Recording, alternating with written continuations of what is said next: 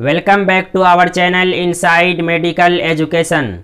दोस्तों, आज के इस वीडियो में हम MCH ब्लड टेस्ट के बारे में बात करेंगे। तो चलिए शुरू करते हैं।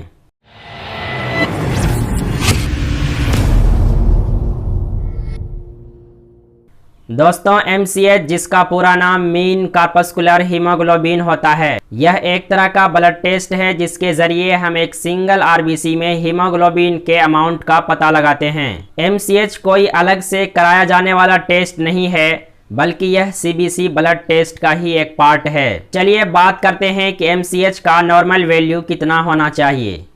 दोस्तों, MCH का नॉर्मल वैल्यू 28 से 32 पिकोग्राम होना चाहिए।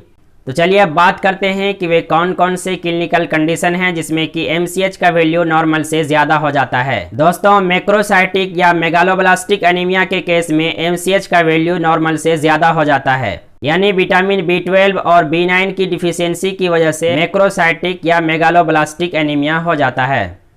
दोस्तों, जब MCH का वैल्यू नॉर्मल से ज़्यादा हो गया हो, यानी इसका मतलब ये हुआ कि RBC का साइज नॉर्मल से ज़्यादा हो गया है। तो चलिए अब उन कंडीशनों की बात करते हैं जब MCH की वैल्यू नॉर्मल से कम हो जाती है।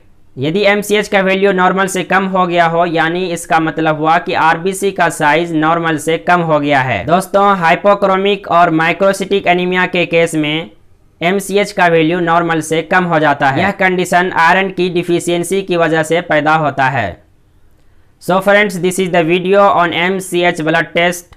Hopefully this video will be helpful for you. Thank you for watching.